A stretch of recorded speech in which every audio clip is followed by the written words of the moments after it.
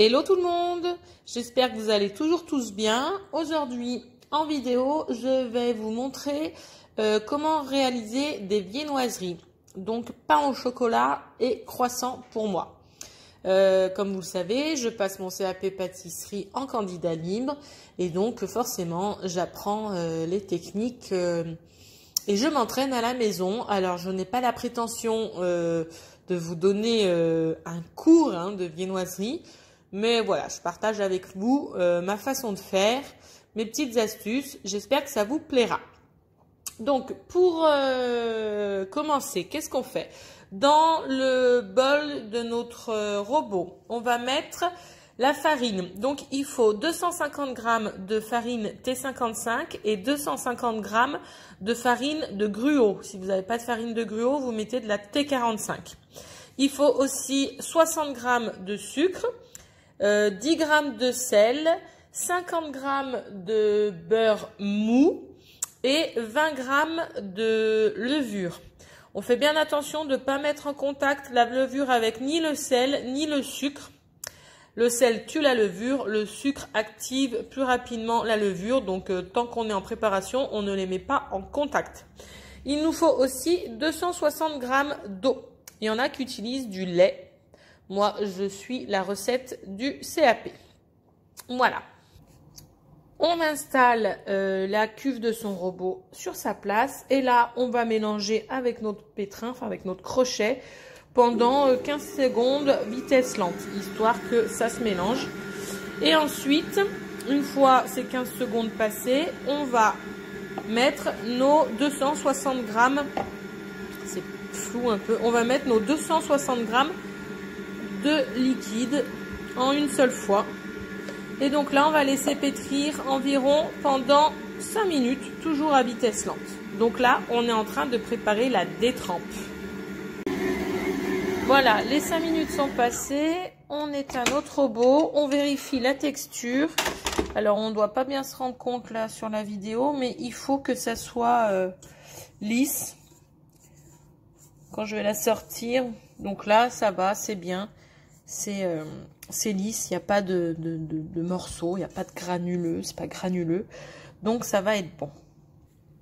Donc on dégage notre pétrin. J'ai débarrassé ma détrempe du bol. Donc je sais pas si on se rend compte, voilà, mais on voit qu'elle est lisse. Puis on peut aussi, vous voyez, quand on enfonce son doigt, ça remonte tout doucement. Compliqué à voir sur la vidéo. Donc là, on laisse dans un saladier qu'on va filmer. Hop. Alors, soit vous filmez le saladier et vous faites quelques petits trous d'aération, soit vous faites, vous la filmez en fait au contact, ce qu'on appelle. Hop, vous filmez. Vous mettez le film en fait, qu'il soit comme ça sur la boule, c'est pour éviter qu'elle dessèche. Et donc là, on va la laisser une demi-heure au frais pour qu'elle pointe. Voilà. Alors, en attendant que ça pointe donc au réfrigérateur, on va malaxer le beurre. Donc, je vais vous montrer ce que ça veut dire, malaxer le beurre. Donc là, il faut un beurre particulier. Il faut un beurre de tourage. C'est quelque chose qu'on ne trouve pas en grande surface. Et ce qui se rapproche le plus du beurre de tourage en grande surface, c'est le beurre AOP Poitou-Charentes. C'est marqué comme ici, en fait. Et c'est vraiment celui qui se rapproche le plus.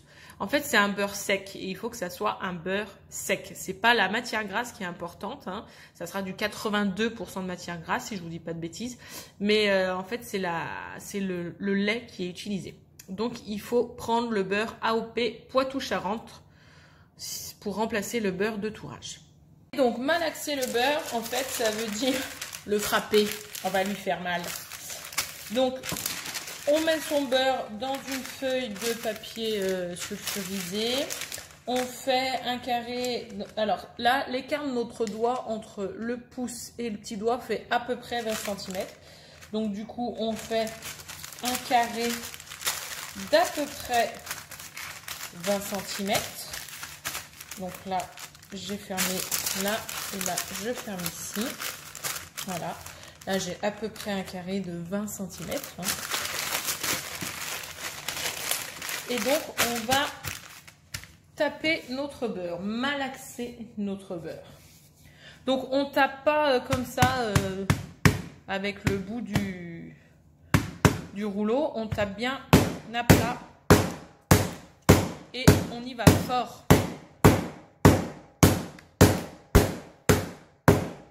Je mets pause hein, parce que ça dure un petit moment quand même, donc je ne vais pas vous casser la tête trop longtemps. Je reviens quand c'est presque fini. Voilà, donc là je l'ai bien aplati. Après on passe le rouleau pour vraiment faire déjà bien les angles, ça bien dans les angles de notre carré. Alors moi j'ai percé mon papier sulfure, alors ça s'enfuit un peu là. Hop, je vais devoir mettre un coup de film. Alors attendez, une petite pause. Voilà, donc j'ai mis du papier film pour éviter que ça fuit. Donc là, on étale pour essayer du coup là de former un rectangle qui doit faire à peu près 20 par 15 et qui ait une épaisseur égale de partout.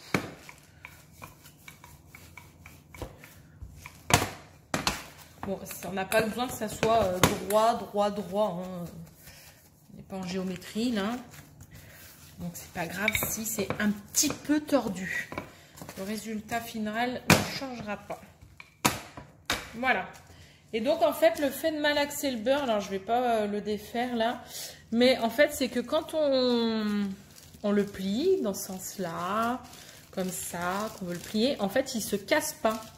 Il est souple et il ne se casse pas.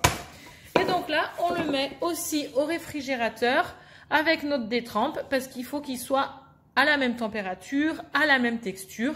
Et donc dans une demi-heure, on se retrouve. Voilà, donc après la demi-heure au froid, notre pâte s'est raffermie. Notre beurre aussi, mais il reste quand même un petit peu souple. Hein, mais il faut quand même qu'il soit ferme. Hein. Donc on va fleurer notre plan de travail. Hop. Et on va étaler notre pâte. Donc on débarrasse notre détrempe et on va l'étaler. Donc il faut qu'elle soit un tout petit peu plus large que le beurre et qu'elle fasse à peu près 2 fois la longueur. Donc on rompt la pâte. Hop. Là, on fleure bien notre plan de travail parce qu'il ne faut pas que ça accroche. Ok. Non, je prends l'œil. Et donc, on étale donc à peu près, je répète, un tout petit peu plus large que le beurre, que la largeur du beurre et 2 fois la longueur. En fait, on va emprisonner notre beurre à l'intérieur. Hop.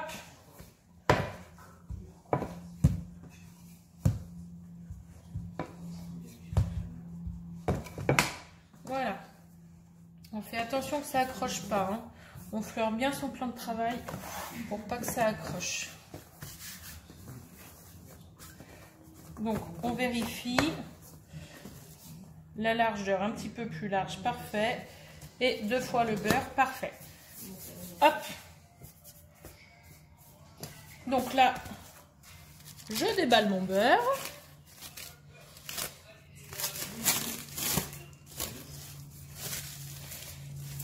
Hop.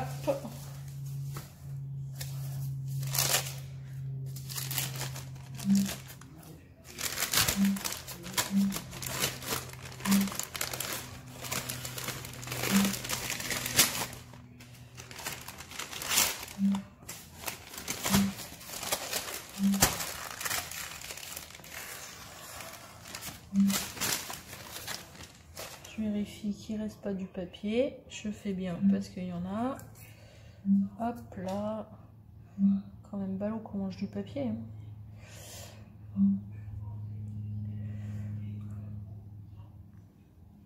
Voilà. Donc ce que je vous disais tout à l'heure, vous voyez là je peux le plier comme ça, il se casse pas. Donc on le pose à peu près au centre et en fait on vient replier par-dessus. Alors on enlève la farine, hop, et on replie. On ne fait pas superposer les pâtes, hein. On les joint sans les faire superposer. Par contre on les joint bien de partout. Voilà. Et donc là, il faut qu'on sente une résistance quand on appuie. Là, la pâte est trop chaude déjà. Donc, ce qu'on fait, c'est qu'on va remettre au frais avant de travailler notre pâte. Donc là, on repart pour 15 minutes au frigo. Ou si vous êtes pressé, vous mettez au congélateur, mais 5 minutes, hein, pas trop. Hein. Voilà, ma pâte a reposé au froid. Donc, quand on appuie, on sent que c'est quand même ferme. Hein. Vous voyez, là, par rapport à tout à l'heure, quand j'appuyais, vous voyez les traces de doigts. Là, quand j'appuie, la tasse de doigt est quand même moins profonde. Voilà. Donc là, on va faire le tourage. Donc, on fleure notre plan de travail. Et on va étaler notre pâte. Alors, quand on fait le tourage, on étale, il faut que ça soit 3 fois plus long que large. Donc la largeur, c'est toujours 20 cm à peu près. Et donc, il faut qu'on ait 60 cm. Donc, on va déjà souder les bords. Hop, en appuyant un petit peu de chaque côté. Là, voilà. Après, on écrase notre pâte. Alors pas trop fort parce que ce qu'on veut pas, c'est que le beurre en fait, il s'incorpore dans la pâte. Il faut vraiment qu'on garde les couches quoi pour le feuilletage.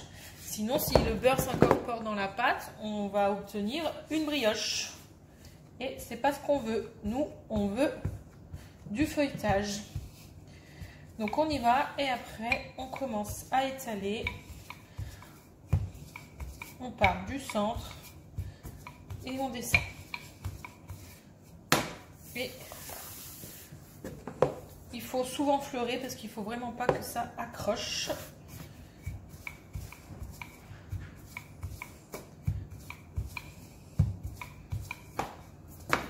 On laisse toujours, je ne sais pas si on voit, voilà.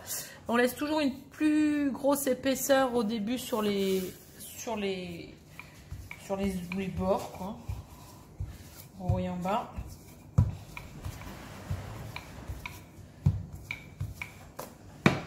Alors, si on peut, si notre pâte est assez ferme, qu'elle ne se rétracte pas, qu'elle est restée assez longtemps au froid, on enchaîne les 2 tours. Pour les viennoiseries, on fait 2 tours. Un tour double, un tour simple. Donc, si on peut, si notre pâte ne réchauffe pas trop, on entale.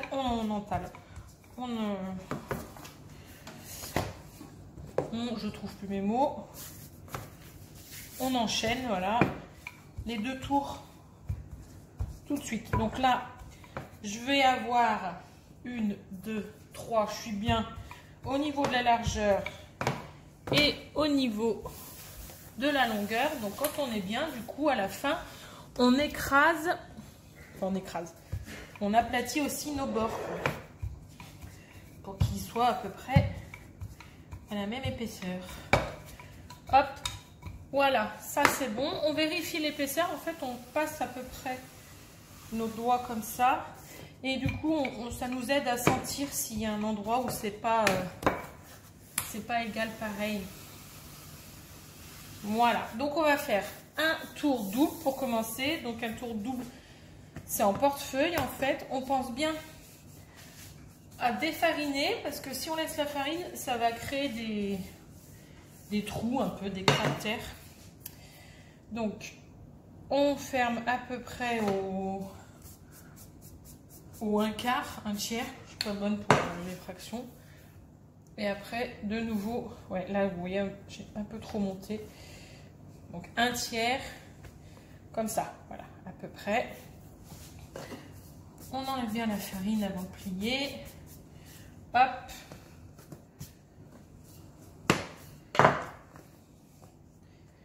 Et on plie en portefeuille. Voilà. Donc là, ça s'appelle un tour double. Et comme là, ma pâte a bien refroidi, je vais enchaîner tout de suite avec mon tour simple. Donc on défarine, hein, toujours. On pense à bien défariner. Donc le tour simple, c'est le même principe. On va réétaler notre pâte trois fois pardon, plus longue que large. Hop.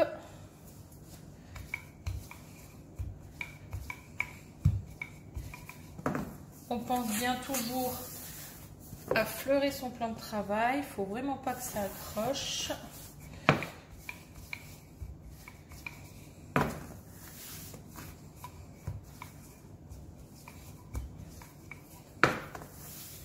Voilà.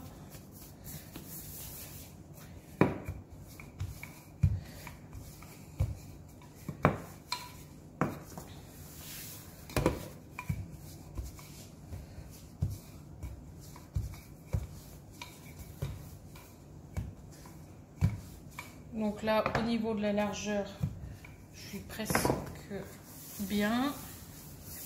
Hop, et au niveau de la longueur, je suis bien aussi. Donc je vais juste mettre un peu plus de force pour élargir un peu, comme ça. Hop. Et comme tout à l'heure, on finit par le bas et le haut, les bouts. Voilà, donc là, je suis à peu près bien. Hop, je la tourne.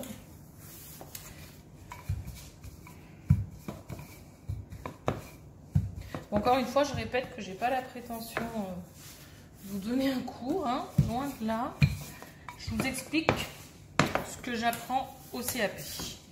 Hop, voilà. Et donc là, on fait notre tour simple. Donc tour simple, c'est on plie à peu près à la moitié. On pense bien à enlever sa farine. Et on replie, alors un petit peu plus, voilà. Et on replie là. Et voilà, j'ai fait mon tour simple. On remet la pâte pendant un quart d'heure, une demi-heure au réfrigérateur pour qu'elle reste bien froide. Hein, pour la travailler, c'est plus facile. Et après, on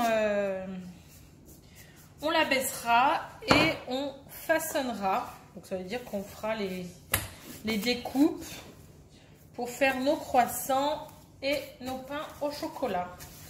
Donc là, c'est reparti pour un quart d'heure au froid. Et je répète que si votre pâte est trop chaude, entre les deux tours, on fait justement, on relaisse cette étape-là de laisser un quart d'heure au froid. Voilà. Hop, me revoilà avec ma pâte. Donc là, elle est restée au froid. Donc elle est, hop, elle est bien ferme, hein, vous voyez. Donc là, on va l'étaler. Il faut, pour faire des croissants, il faut faire une abaisse d'environ 55 de large, enfin de long, par 35 de large. Donc, comme d'habitude, on appuie déjà, hop, pour commencer à l'aplatir. Donc là, dans les deux sens, hein, parce qu'il faut aussi bien qu'on la baisse dans la longueur que dans la largeur. Voilà. puis on va commencer à étaler. Bon, comme d'habitude, je mets pause et on se retrouve quand j'ai étalé. Voilà, donc j'ai étalé ma pâte qui fait donc environ 35 de large et 55 de long. Quand on fait 8 croissants, 8 pains au chocolat, il faut que notre... hop là, je vous bouge un petit peu, voilà. Il faut que notre pâte, on la divise de façon à ce que les croissants fassent à peu près 20 de large et les pains au chocolat 15 et donc 55 dans la longueur. Donc on y va, on coupe. Alors pour pas déchirer le feuilletage, on coupe pas comme ça, hein. On coupe en appuyant comme ça pour ne pas déchirer le feuilletage. Hop.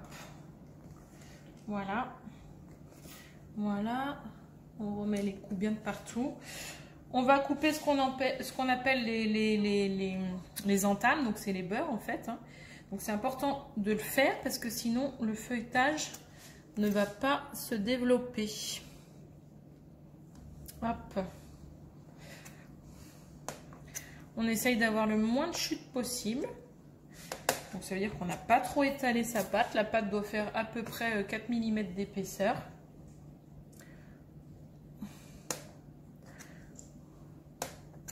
Voilà. Je sais pas bien si vous voyez tout. Non, vous voyez pas, je vais reculer. Donc là, on va s'occuper de faire nos bâtons de chocolat. Donc, on va pour l'instant réserver la partie croissant. On va la refilmer sans trop l'écraser, hein, là. On va la refilmer pour qu'elle reste au frais en attendant parce que c'est toujours plus facile de travailler une pâte froide. On filme bien au contact, toujours, pour éviter que ça croûte. Hop. Là, on récupère notre abaisse pour les croissants. On va l'étaler un peu plus, d'accord, pour qu'on puisse faire nos 8 croissants. Hop. Là. Voilà. Donc pas trop, juste un petit peu. On n'écrase pas trop les bords, sinon il va falloir retailler en fait pour que le feuilletage se développe. Alors je vous ai montré, mais en fait c'est maintenant que j'aurais dû tailler. Là j'ai perdu un petit peu de pâte pour rien. Mais bon, comme je vous dis, j'apprends. Donc du coup, il y a des fois où je fais des erreurs. Hop. Donc là, on va vérifier, voir si j'arrive à rentrer mes 8 pains au chocolat. Vous voyez, c'est bon. Hop. Là. Là, comme ça. Donc, pour voir si ça rentre, on prend nos bâtons de chocolat et on les pose côte à côte, comme ça. Voir si on arrive à en rentrer 8. Hop. 1, 2, 3, 4, 5, 6, 7. Il manque un petit peu. Bon, c'est pas grave, on va en faire 7 parce que j'ai pas envie d'étaler plus la pâte. Ok, bon, ça au CAP, ça passerait pas. Hein. S'il faut 8 croissants, il faut 8 croissants et 8 pains au chocolat. Hein. Mais là, c'est bon, je pars en version CAP. Donc du coup, voilà. Du coup, hop, je retaille mes entames. C'est parce que j'ai fait les choses à l'envers que ça va pas. Si j'avais fait dans le bon sens, j'aurais perdu un peu moins de pâte. Voilà. Donc, du coup, là, j'ai mes 8 croissants, mes 7 pains au chocolat, pardon. Donc, on taille entre chaque bâton de chocolat. Hop.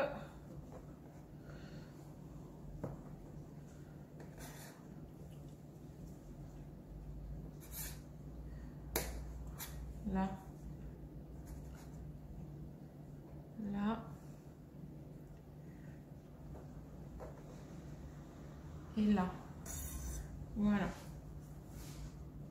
Hop. On met un petit coup pour enlever la farine, toujours, hein, pour aider au développement. Là, on ferme déjà comme ça. Hop. Donc on se met à peu près, voilà, il faut laisser une petite bordure. Là, on ferme. Là. Voilà. Là. Hop. Hop. On pense toujours à enlever la farine. Hein. Toujours, il faut l'enlever. Sinon, ça ne développe pas bien le feuilletage. Et là, on met notre deuxième bâton de chocolat. Bon, vous voyez, j'ai encore de l'entraînement. Hein. Je suis encore pas parfaite. Je suis loin d'être parfaite d'ailleurs, oui. J'en ai fait que 7 au lieu d'en faire 6. Au lieu d'en faire 8, donc ça va pas. Mais bon. Et après, on tourne comme ça. On enlève sa farine, on tourne. On tourne. Et là, ça ici, ça doit se retrouver bien en dessous. D'accord? Faut pas que ça se retrouve au-dessus, sur le côté. Parce que sinon, quand ça va lever, pousser quoi, la pâte. Si c'est sur le côté ou dessus, ben, ça va s'écarter. Et après, on appuie un petit peu pour souder tout ça. Voilà. Donc, on fait ça avec tous les pains au chocolat. Voilà, j'ai fait mes 7 pains au chocolat. Hop, on enlève bien de partout la farine. Et là, on les dispose sur une plaque et on va les mettre en étuve pour qu'ils poussent. Ils vont prendre à peu près 1,5 fois leur volume là. Et puis d'ailleurs, regardez, alors je ne sais pas si on va bien voir, voilà, on voit un petit peu le feuilletage. Hein, hop, voilà. Et voilà. On va se mettre... ça doit être à peu près bon. Donc en étuve, alors chez nous, on met une casserole d'eau bouillante dans son four éteint et il faut que ça soit à peu près à 27 degrés. Pas plus, sinon ça va pas lever en fait, ça va tuer la levure. D'accord? Sinon, on peut les laisser à température ambiante. En étuve à 27 degrés, c'est à peu près 45 minutes. À température ambiante, ça sera plutôt 1h30, 2h. Voilà, avant de les mettre en étuve ou de les laisser pousser à température ambiante, on les dore. Donc, on les dore sur le dessus, on n'en met pas trop. Hein. Par contre, on ne dore pas sur les côtés là, parce qu'en fait, sinon, ça va coller le feuilletage et ça ne va pas se développer. Donc, on dore sur le dessus, mais pas sur les côtés là où on a coupé en fait. Hop, allez.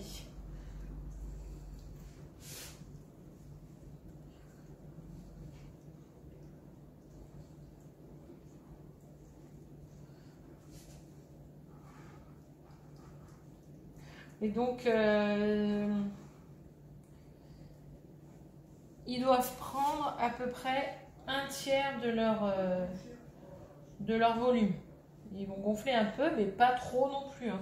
C'est pas comme une brioche qui va beaucoup se développer.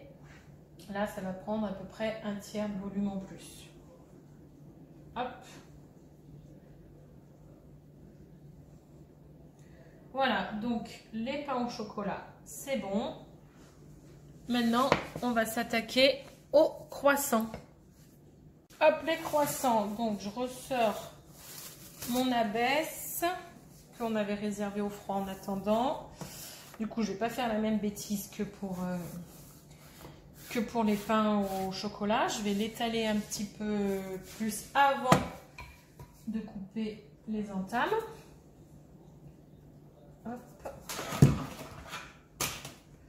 Donc je l'étale.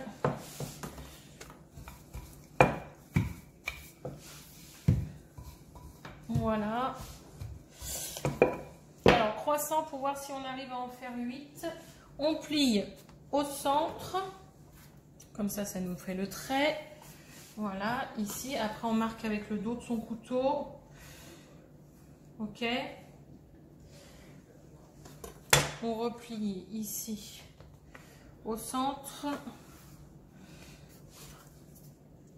On marque avec le dos de son couteau. Je vais vérifier parce que j'ai l'impression que ça s'est un petit peu rétracté. Ouais, j'ai que 18 cm. Donc je vais l'étaler un petit peu comme ça. Hop, là. Voilà. Là, je suis bien. Voilà. Donc, on reprend le milieu. Il est là, il est marqué là, avec le dos du couteau. Ici aussi. Et du coup, là. Ici. Hop. Là. Là, on coupe nos entames. Cette fois-ci, je ne fais pas la même bêtise. Donc, là. Là, là, là, hop, ici aussi. Alors, je suis pas, il y a mon poteau qui me gêne, alors je suis pas bien en face, c'est pas très con. Voilà, et en bas aussi.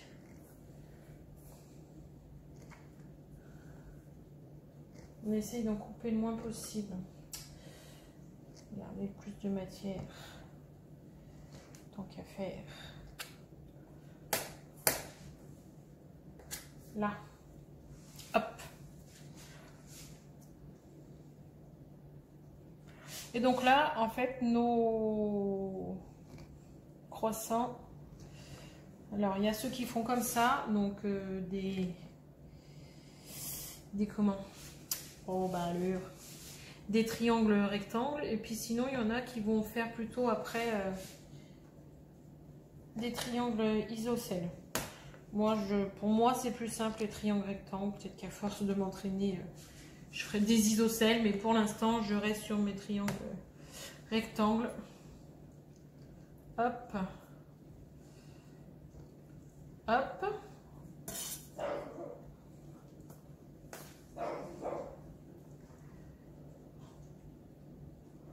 Voilà.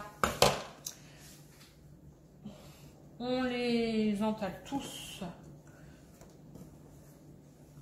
les uns sur les autres. Hop. Voilà.